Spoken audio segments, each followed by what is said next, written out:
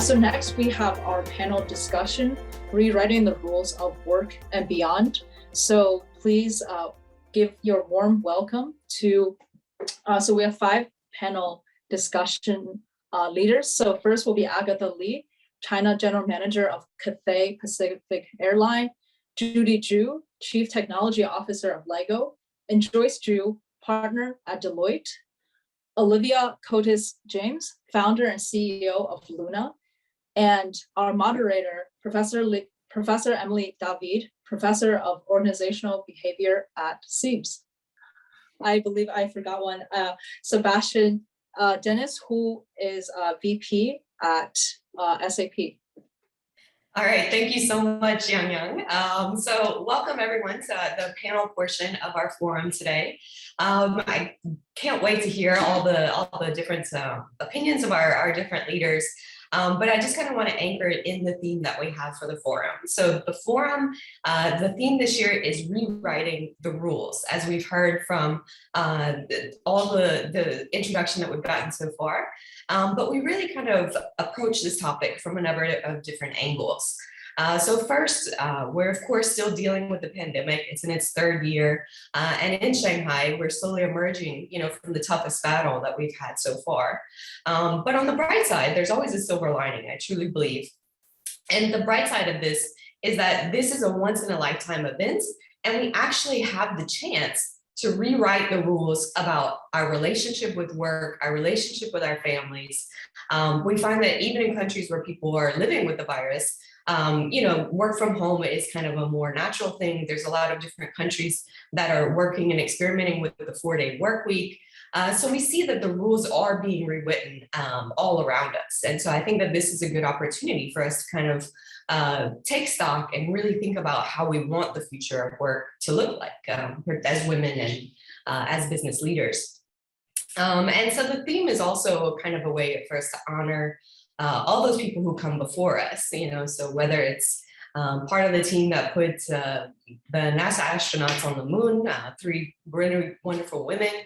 And we know now, even if you look at the billionaires in the world, 124 self-made billionaires in the world, and 2/3 of which come from China, right? So we see these trailblazers, and we want to also honor them and try and think of ways that we can all take personal responsibility in order to, make the world a little bit more inclusive and to make our lives a little bit better as women leaders.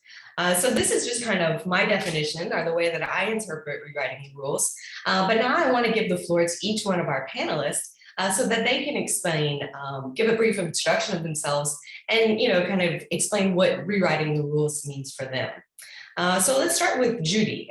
Just a brief introduction and how you define rewriting the rules. Yeah.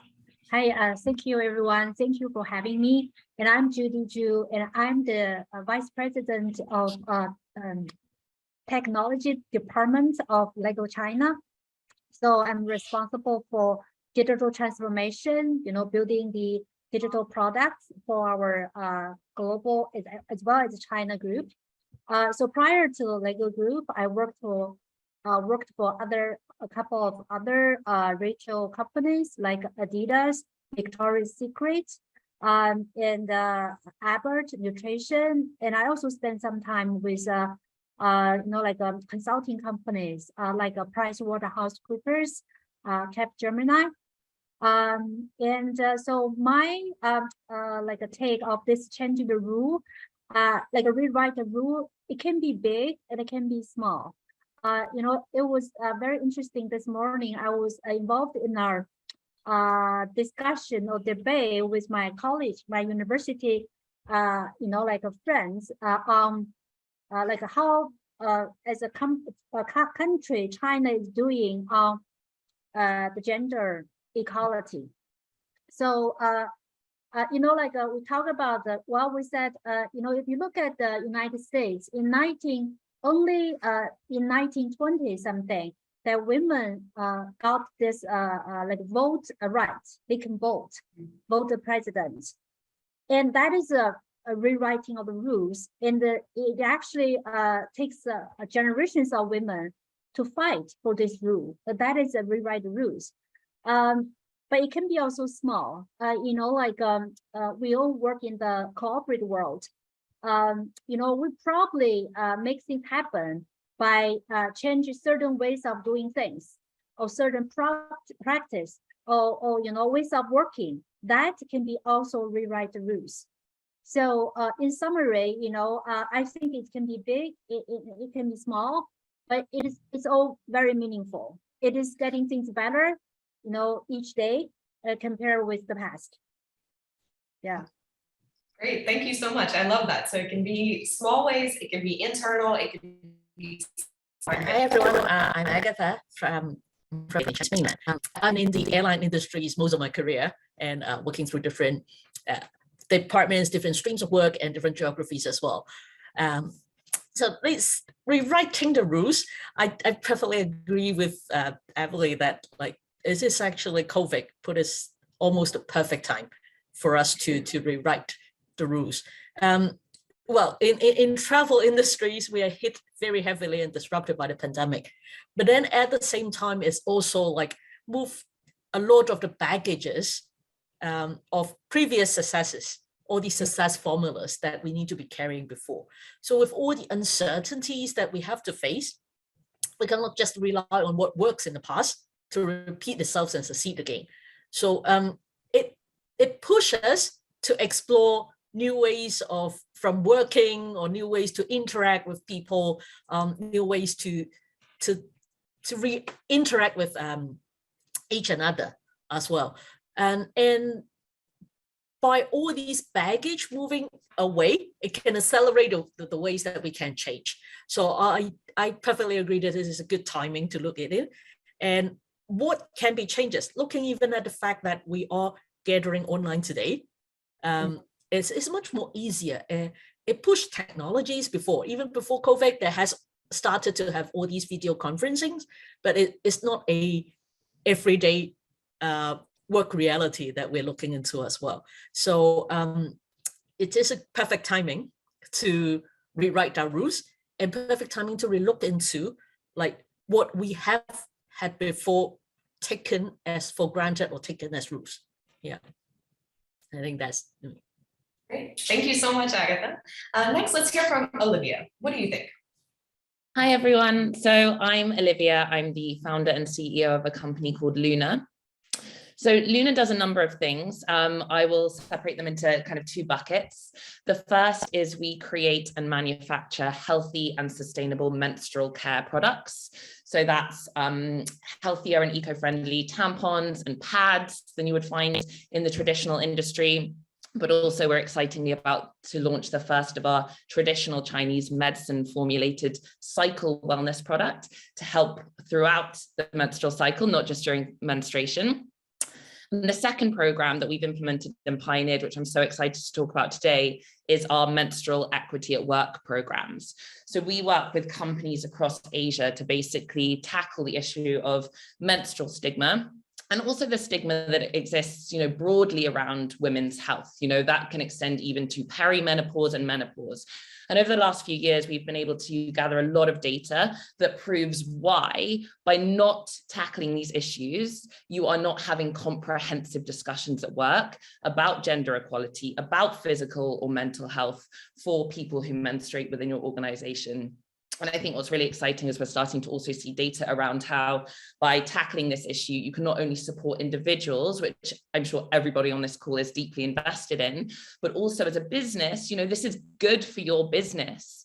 And we need to support people who menstruate. We need to support people who experience menopause, if we are able to really uplift every single employee in our company and really drive inclusivity in its purest form. So I'll share some of the data with you later. I'll share more about those programs with you. But, to date, we have amazing companies from, Fortune 500 companies to local SMEs who now provide our products in all of their bathrooms for staff, as well as our education programs, not just for women, but also for all staff, men included, to ensure that we're being truly inclusive about this topic.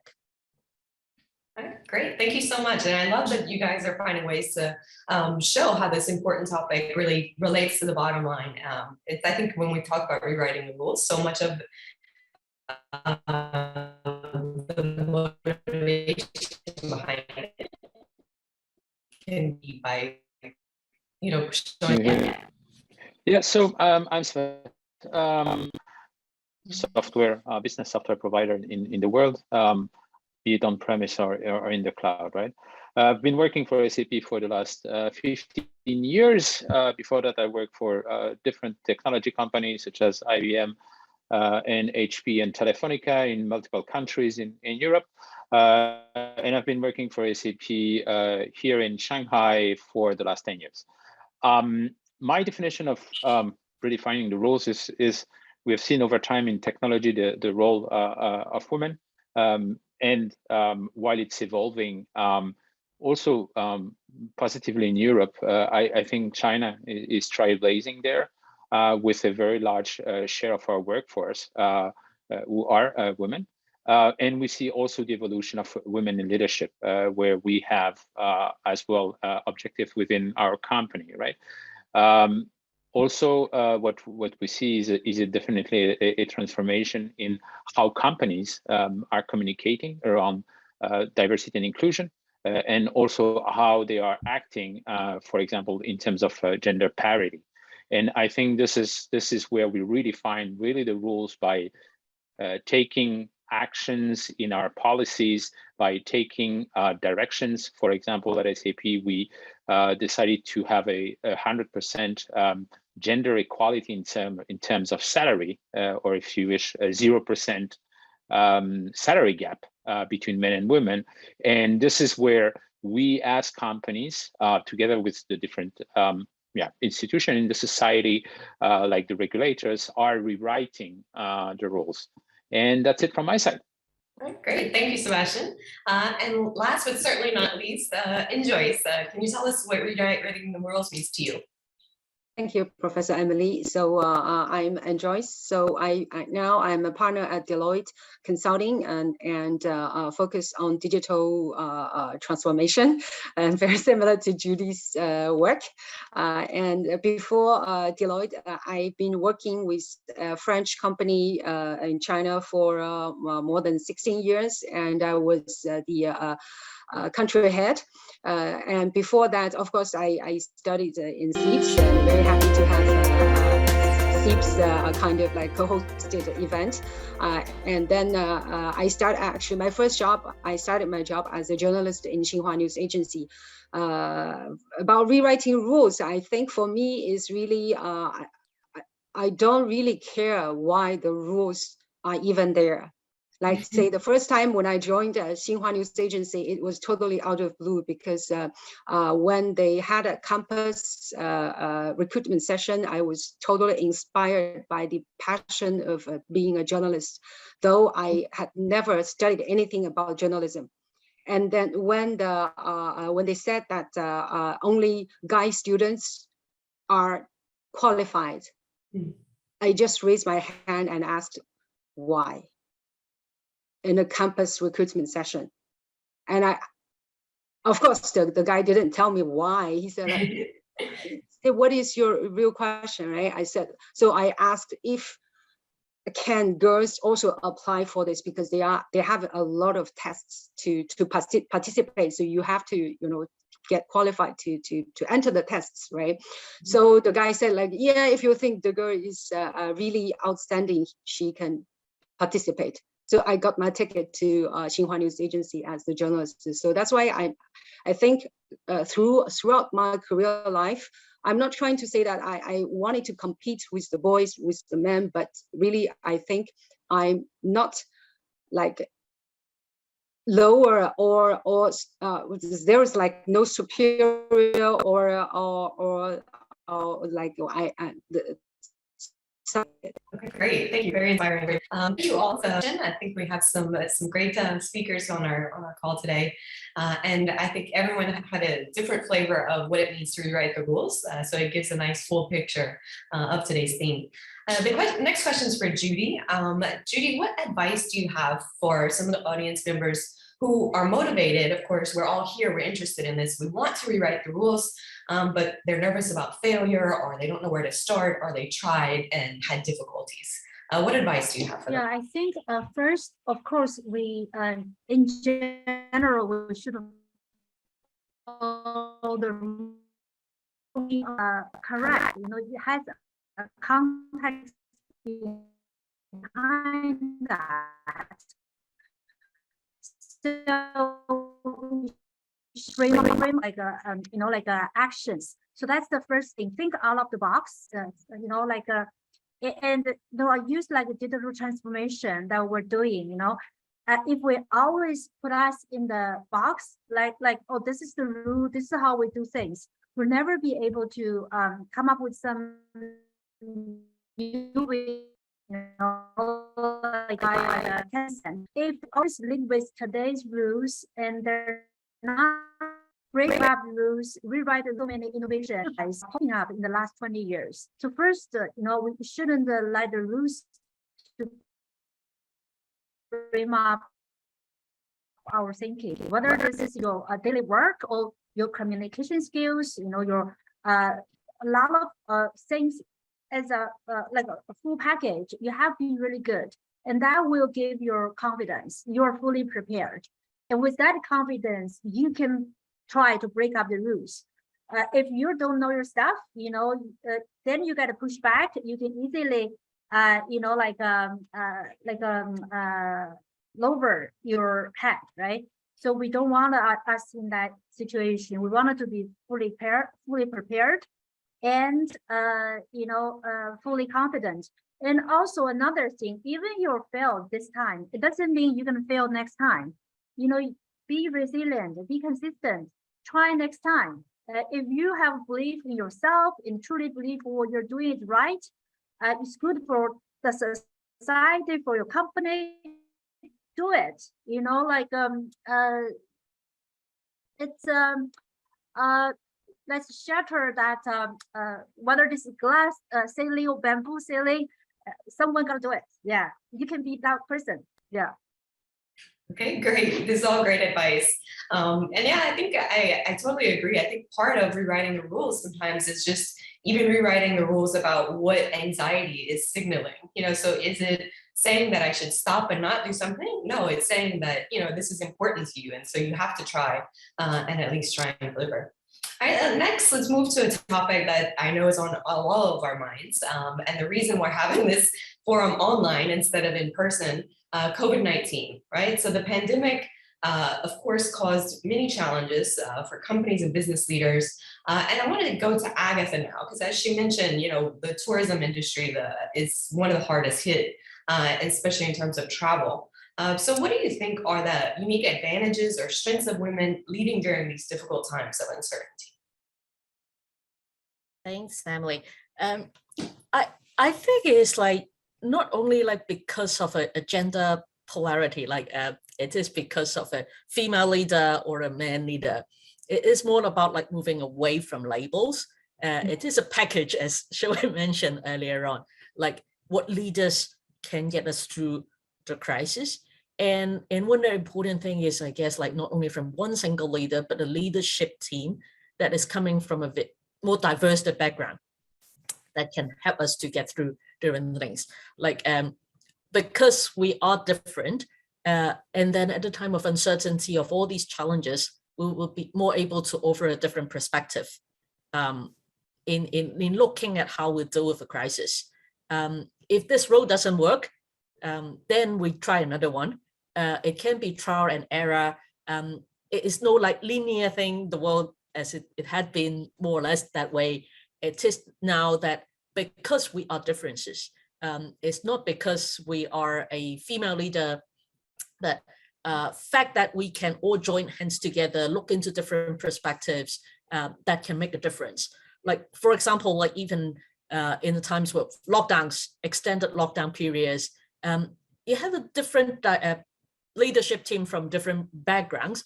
You might be able to actually understand how difficult it is for people to work remotely, from living space, family commitments, and all that. So it would help us actually to get the team more engaged. We might not be at a working time defined it in a remote working experience that type of thing. So I guess it is looking into different angles, different perspective, and understand from people on that. Because as we mentioned, we have a workforce from very different background. It's not just one group. So if you have leaders that comes from different groups and different backgrounds as well, it would be much better to build empathy and understanding on that. So I guess this is one thing we want to go forward as well, to have a more diverse leadership and celebrate our differences. Great, thank you, Agatha. Of course, representation is so important. The next question is for Enjoyce. What do you think are the new challenges that women are going to encounter at work in a post-COVID world? And how can we start to prepare for that now?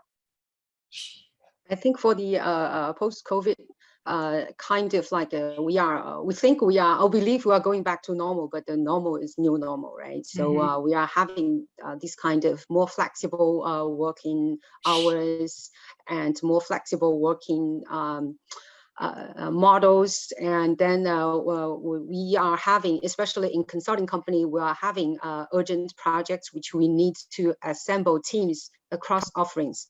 And sometimes if we are locked down, then we are not able to actually to meet the client in person, and we are not able to meet even the project team members in person. So that kind of like creates a lot of difficulties in terms of the communication and efficiency, and people may suffer also, as Agatha has mentioned, that we are having family commitments at the same time, because easily, like when the kids are not able to go back to school, always the job, the caring job always falls on the mother's side, right? Sometimes maybe fathers will also take the responsibility, but most of the time it's the mom who's taking care of that. So we can see that as we are women leaders, then we, as Agatha also mentioned, that we are having more empathy, and then we understand more like how difficult it is for each of the project team members, and also from the client side, that if we are able to, if we wanted to move forward to make still deliver the project successfully in time, we need a lot of understanding and talk, not only for the project itself, especially between the project team members, because they are also under great pressure. And then if we are able to ask a little bit more, catch up more on how things are going, then we will be able to like actually to make people feel more comfortable of like still work and taking care of the family at the same time, because everyone actually really wanted to have work as a break from the family commitment sometimes, but then they cannot really break away, right? So we need to consider all this. And then I think women, as we have more empathy, as we experience more and we have more empathy, we are easier probably compare with the men leaders to be able to really to gather all the team mentally together. Great, yes, I completely agree. I think that the pandemic as a whole really put a spotlight on this idea of work-life balance. And I think that more people that are entering that conversation, you know, especially more men, because they were there also, they kind of saw how difficult it is to really kind of juggle. So speaking of men, let's go to our one man on our panel, Sebastien. What opportunities do you see for society and for business to rewrite the rules to help promote gender parity? What should the new normal look like, in your opinion?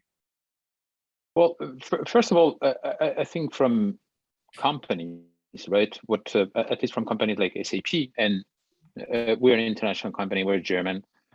We try to position ourselves, and I will speak for China especially, very differently from other companies that are promoting openly 996 or 007. When you join SAP, you are not obliged to 996. You're not obliged to 007. And we're positioning ourselves as a total package, right?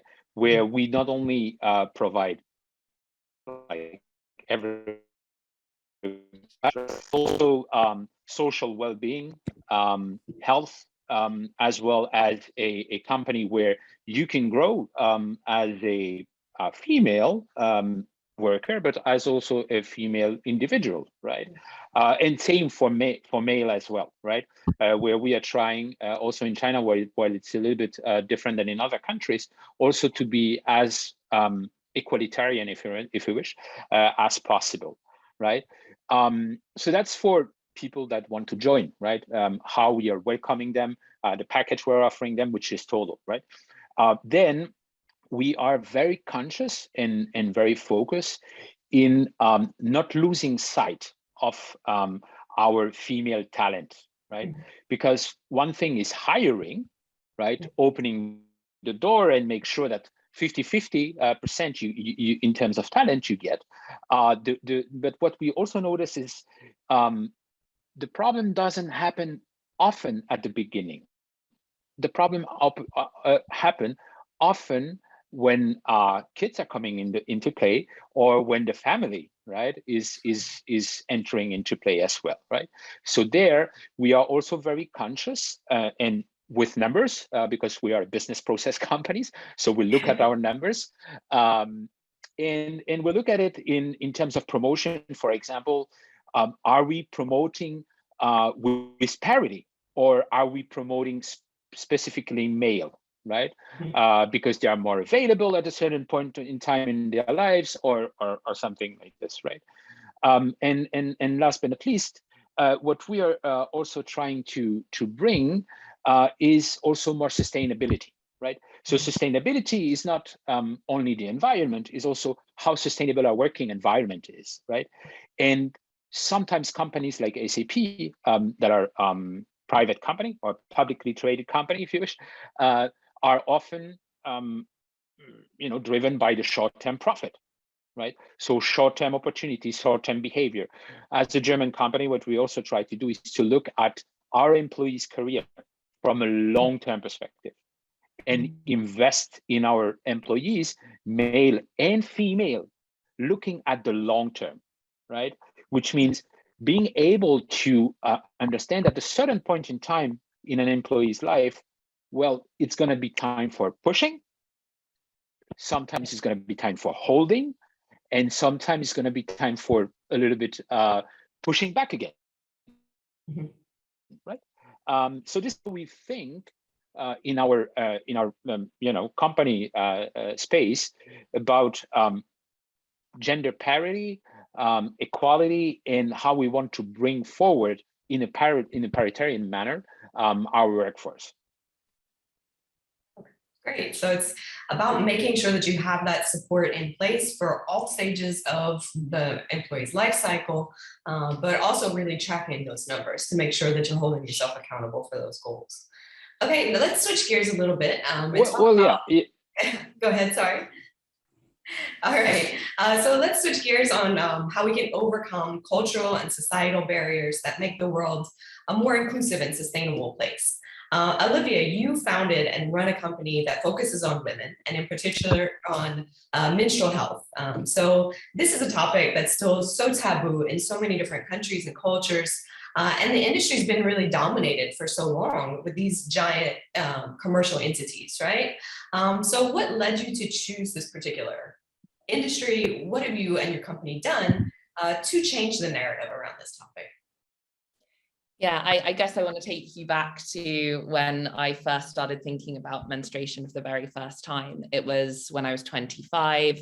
I was living between Hong Kong and Shanghai, and I just, for the first time, due to a number of instances, I started to really question why this negative status quo was allowed to persist. This was 2016. And, I looked at my own life and thought, I struggle with this on a monthly basis.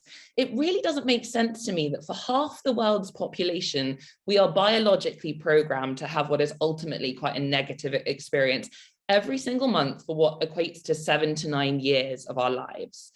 And it just, for the first time, didn't make sense for me. And I started speaking to other women around me in Hong Kong and in Shanghai, where I was working. And I quickly realized that the negative status quo went so far beyond what I was aware of. And the the problems existed in so many facets of our lives, from your personal life, sometimes even the way, negative menstrual symptoms even can affect your interpersonal relationships, your own self-confidence, and indeed in the workplace, that was a theme that kept on coming up. I couldn't believe, from interns I was talking to through to management level women, we were all still experiencing the same fear and shame and confusion about this issue. And I just thought, it's 2016, how is this still the case? And so my conversations evolved and a community started to form. And honestly, at this stage, I had no intention of starting a company. I have every admiration for somebody who sits down and goes, I want to be an entrepreneur, what can I do? But that was not my mindset. I, by this stage, was just becoming totally, for lack of a better word, obsessed with the fact that I wanted to change this status quo. And when that community formed, we really started to see that, okay, conversation isn't enough to solve, chronic pain, but it is a starting point in empowering ourselves to overcome this negative narrative. And I saw how crucial and important that was. And it was when I started to realize that, me at 25, I, for the first time, started to realize that, I didn't know what my pads and tampons were made of, because the feminine care industry does not demand transparency from manufacturers and brands around, even intimate products like that, because of the lack of discussion and lack of value that we place on this shared experience.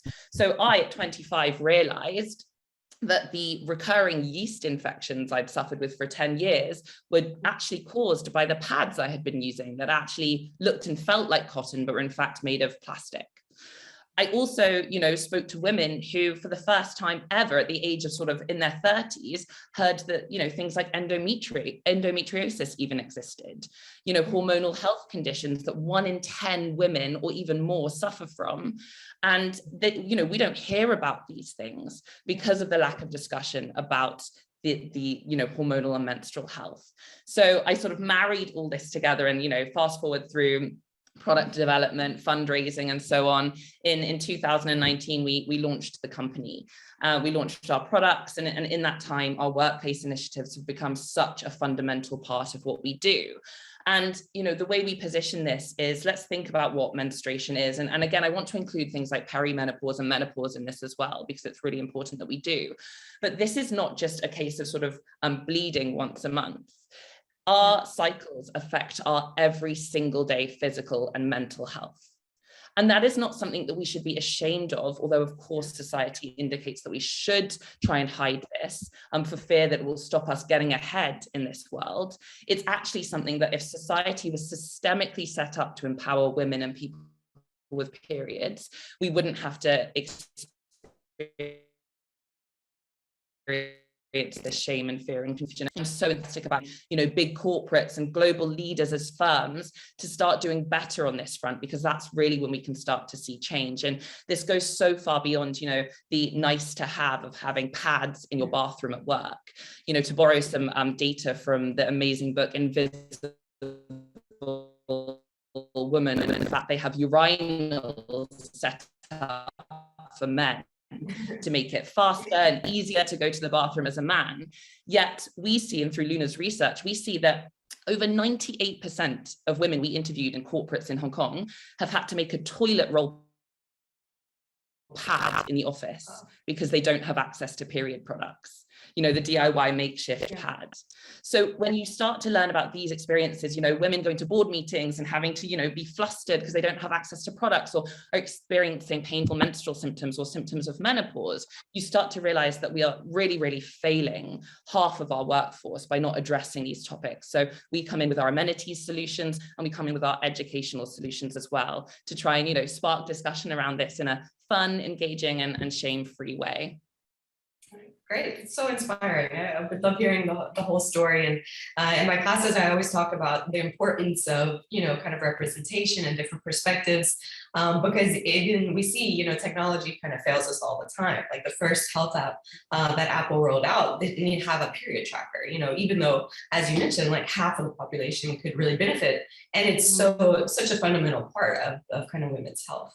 So thank you. And this is kind of the point where I wanted to open it up to the audience to get some of. So the first one that we have, the question is, can you share an example of one area where you personally have rewritten the rules as a leader in your organization? So who wants to take this one? Yeah, I suppose my experience, and I do really want to emphasize this to anybody who's out there who's never started a business before. You know, I am a first-time founder. I was, you know, I guess in my mid-20s, a young founder. And so many experiences have been an incredibly steep learning curve to me. There's things that, you know, without, you know, looking back and regretting, things I wish I'd done differently or known sooner. But ultimately, you know, this has been an incredible opportunity for me to learn more about myself and what kind of leader I am. And I think one thing in particular that I found that I'm really proud of is, you know, the work that we've done in the fundraising space, which again, like data will show you just how underfunded female-led businesses are. And it's been at times like the most grueling, painful experience you can imagine, but it's really, really taught me to stay, without sounding cliche, so true to myself and my values. I'm not sure how much time we have, but, you know, when I look back at some instances that I narrowly avoid, you know, avoided taking on the wrong investment from the wrong investors because, you know, you're just so excited to get your business off the ground and, you know, you need the capital to do so. I think now where I am today, the first thing I say to any founders of all gender is, you know, when you're starting out, you know your value first and foremost, especially for women founders, because I've seen firsthand that people will try and deny that value, especially when you're fundraising. So know your value and know your, you know, your internal ethos as well, and be really clear then about what kind of people you engage with who can uphold and respect those values, because without that, you aren't going to be able to grow your business in the right way possible. So that's kind of my advice, and where I've been sort of proud of myself and making progress is being one of, you know, the small percentage of women that's managed to raise, you know, what I consider to be, you know, a significant amount of funding, especially for a business that tackles such a taboo topic. Mm-hmm. Great, that's so inspiring. And I think it really echoes with some of the stuff we heard from Xiangwei earlier about knowing your why, you know, so keeping that motivation centered and making sure that you're staying true to yourself. And I think that can really go a long way to fueling all the different things we have to. So again, if you have any questions, just throw them in the chat box. I'll turn to whenever you guys registered for the conference, you will also put in some different questions that you wanted the panelists to answer. So we can go to some of those. One of the questions was, what was the most important decision that you made that helped you achieve financial independence? So just centering in on one specific decision that really helped you to meet those goals. Maybe we can hear from Judy. Well, I think just one important decision I have made is that, you know, like I immigrated to Canada in the late 90s as a professional immigration. You know, I work in the IT, digital, like technology industry. So I lived there until from 1999 all the way to 2006. That's the time when China, you know, start to really developing economically very fast. So there's a lot of opportunities open up in China. So I got approached by a headhunter about one opportunity in Shanghai, and I was originally coming from Shanghai. So you know, I was already settled down during the last 6 years. So I'm asking myself, should I uproot my career, my family again, move back, you know, like to that time my son was 8 years old, very important time. But I going through a lot of like soul searching, and then and I said, well, I want to take the chance. I want to write the China opportunity, you know, write my career with China opportunity one more time. So I made that decision and I came back, joined Adidas China. From there, you know, I stayed in China all the way until now. Looking back, I think that decision, it's a very good decision for me and also for my family. For me, I think like my originally my overseas background helped me to further advance my career fast. I would think, if I stayed in Canada, I probably will, also doing okay, doing good. But overall, I think the chance I got in China is more or bigger than what I would have got in Canada. So that is I think it's an important decision I have made. Yeah. Okay, yeah, great, thank you. Enjoy, same question. What decision can you look back on and say, this was, key to my current success? I say going to CEIBS.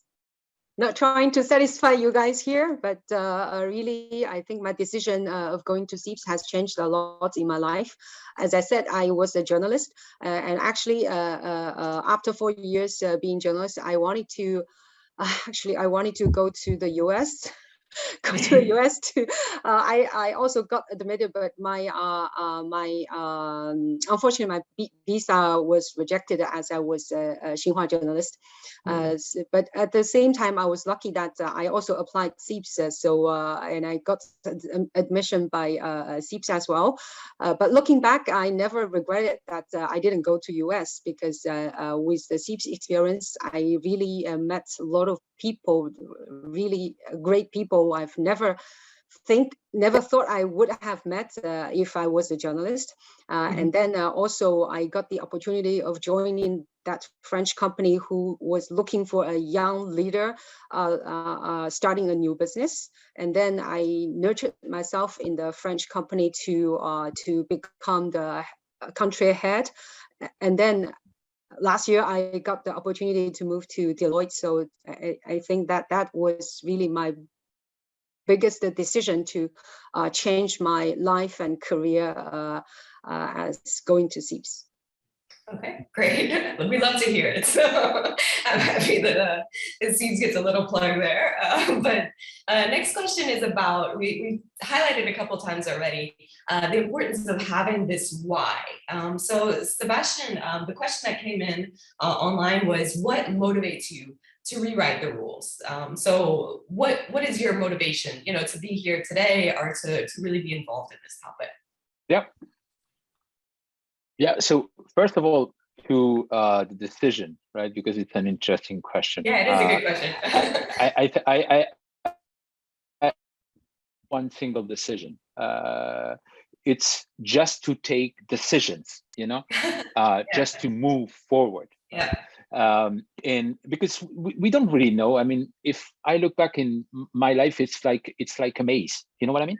And you take decision. You have 3 doors, 1 door open, and then you go on that corridor, and then another door open. And actually, the real thing is to really take on those decisions, not to stay still, right? To move on.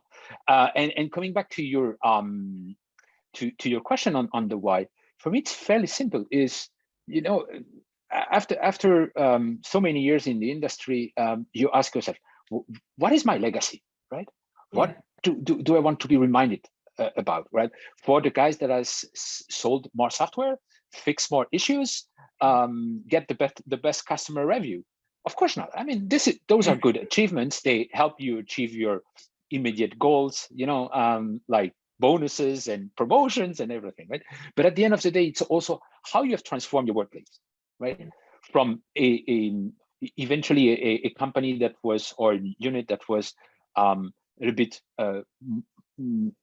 reserved for male, eventually, where people from different backgrounds and from the diversity of spectrum that we have in our company, were eventually not valued, where the white cisgender male was the person to be promoted on and on and on and on until the top position, right? Or are you going to be the person that use your privilege, right? Because again, as a foreigner, as a white male, as an educated person in technology, I'm very well privileged. Am I going to use that privilege, to make things more equal, more better, right? Oh, yeah. It's okay, fine. So I think from my perspective, I want to change the things because that's what I want my legacy to be about, right? And when I look back at the organizations I've been leading, because of course in my career I've changed often of organization. You look at the organization you were leading 2-3 years back, and you say, oh, I implemented a long-lasting change, a sustainable change, where I see those teams have changed for the better and for the long term, right? And that's at least how I think. Great, thank you so much. It's really inspiring. So this idea of legacy, this idea of what is going to transcend, my time in this company or, just on the planet. And it's also really about how we impact other people. Yeah, like hitting those targets is nice, but really using it to be a force of good is so important. Okay, so it seems like we have one come in for Olivia. So I'm in an all-woman team. A couple weeks, we didn't have any menstrual items. So they said, why don't we bring these? The response was not so excited, and it led to further questioning in private. So the sentiment was, it's your responsibility, don't put this on the company, and that something that they thought or cared about. So how would you speak to this when all women team is even reluctant to engage in the topic? I've had so much experience with this very specific issue, and I remember a few moments where I was really excited to get through to senior management at a couple of major corporates, and just thought that this was going to be the most sort of excited response to the solution that we had, and it wasn't. And I think, speaking sometimes to friends of mine who work in existing corporates, I don't blame leaders who, particularly women leaders, who don't feel like this is something that they want to address. And again, this is not based on personal experience, this is based on conversations I've had, whereby I think in some cases, women have worked so hard to get one of those very few seats at the table. But oftentimes, I think maybe, playing into, not playing into the patriarchy, but, you have to sometimes play the game to get ahead. And that is totally fair enough. So I think sometimes, association with things like menstrual care and things like that isn't necessarily something some leaders want to associate themselves with. And ultimately, I understand as well if people really don't think it's that important, because, that's our job through content and education and meetings to educate people of all stages in a business as to why this actually not only is valuable for the individuals, but again, can help your bottom line. So, data that we use, 25% of women that we interviewed have missed work more than once a year because of painful menstrual symptoms.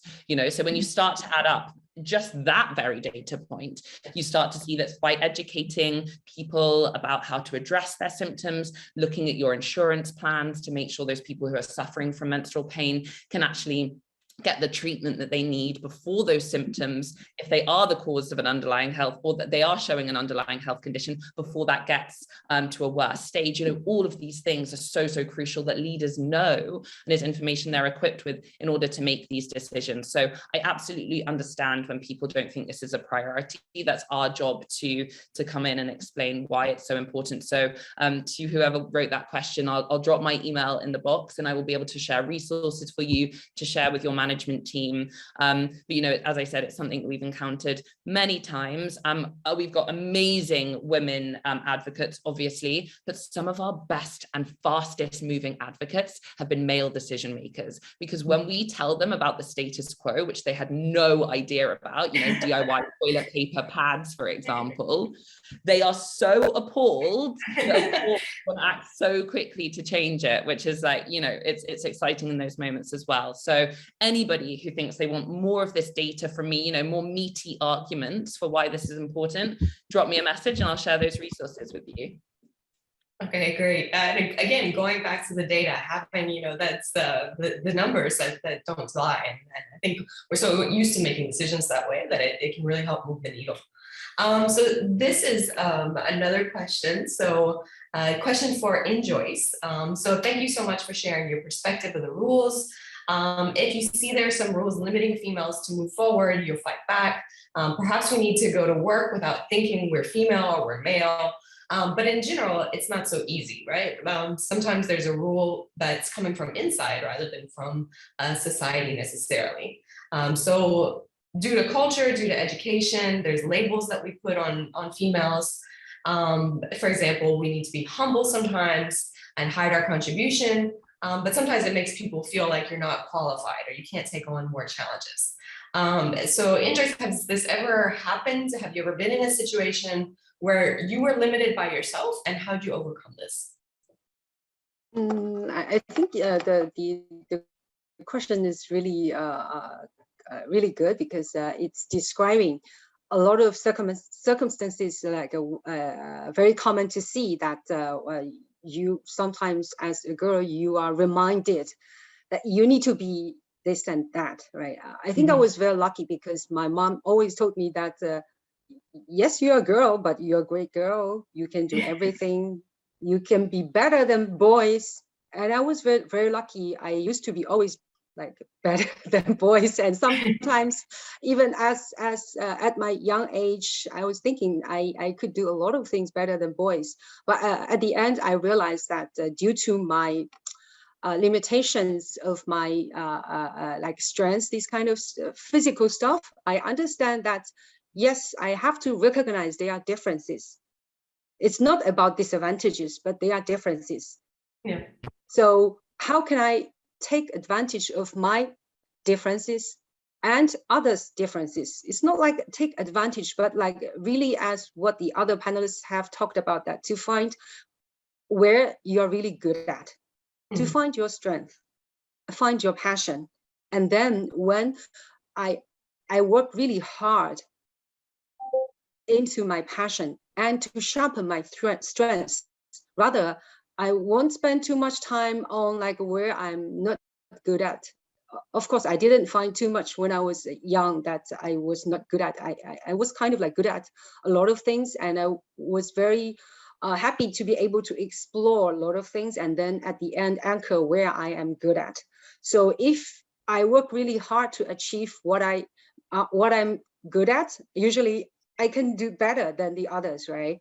I think you can find examples in yourself. Everyone can find it in yourself, even like our kids, right? I always say to my boy that, yes, this is something you like, and then I will feed you a lot, and you work hard on it, and you become really excellent on this. So it's not really a matter of gender. It's about the human being, right? You know who you are, and especially where you are good at, and you spend time on that, and you will be better than others, and then you will become really confident, and you won't say no to the opportunities. And to give you also another concrete example about like my being a CEO of my previous company in China, I was the first female non-French country head in the group. But I didn't thought I could get it. I just worked at my previous position. I worked a lot because I like my job. I work a lot to, I break all the boundaries. I took more responsibilities, and at the end, when my ex-French boss moved to APAC, so it has become an obvious choice, then the successor is me. I didn't say like I really wanted, I work hard for that, but then what I did is that I know I'm good at a lot of things, then I did a lot of things to show that I was really good.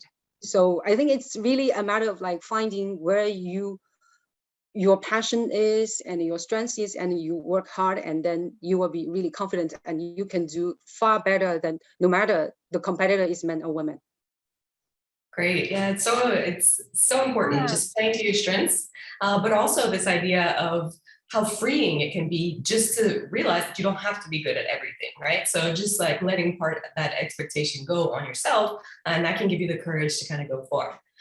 So this is kind of the end of our timing for the panel. So what I want to do is just invite each one of the speakers to give one closing sentence, right? To share one parting sentence with advice that you have on how each one of our audience members today can go out and be a proactive force for change, for rewriting the rules. Let's start with Agatha. I'll say changes can be small, but it's the perfect time to start today. Start now. Great. Yeah. Okay. Judy, one sentence to leave our audience. So I would like to say, don't let the gender limit you. We're all human beings. We have our strengths, weakness. As men, as women, we're equal. So the moment you attribute your challenge to gender, you already give yourself up to some certain extent. You know, don't let the gender limit you. The sky is the limit. And I truly believe that. Never ever let gender limit you. Yeah. Great. Thank you. Olivia? I would say you deserve to be happy and fulfilled in your work. So surround yourself with people who uplift you, whether it's a manager or your teammates. That's great. Thank you. Sebastien? I would say for all the female in the audience that are applying to a job offer, forget about all those requirements that are in those job offers. Nobody meets those requirements. Nobody, right? And I'm telling you, I'm looking at those job offers in my company for professional role, junior roles, and I'm just like, wow, I'm not that qualified. And I've been for 15 years in this company, right? So go for it. Give it a try. Take the decision, and you will see what happens. That's the best advice I can give you. Give it a try, and you know, if you meet 80%, 80% is good enough. You're already meeting probably more than anybody else. So go for it. Great advice. Thank you so much. And Enjoyce, what's your parting sentence? Thank you, Emily. And I think what I want to emphasize is really to be courageous, and then be passionate about what you are good at. That's it. Great. Thank you guys so much. So thank you all for all your great sharing today. Very inspirational. And I think we all learned a lot. Thank you so much, Professor Emily, and for all the panelists. Thank you for sharing your inspirational stories and for your great advice, especially at the end.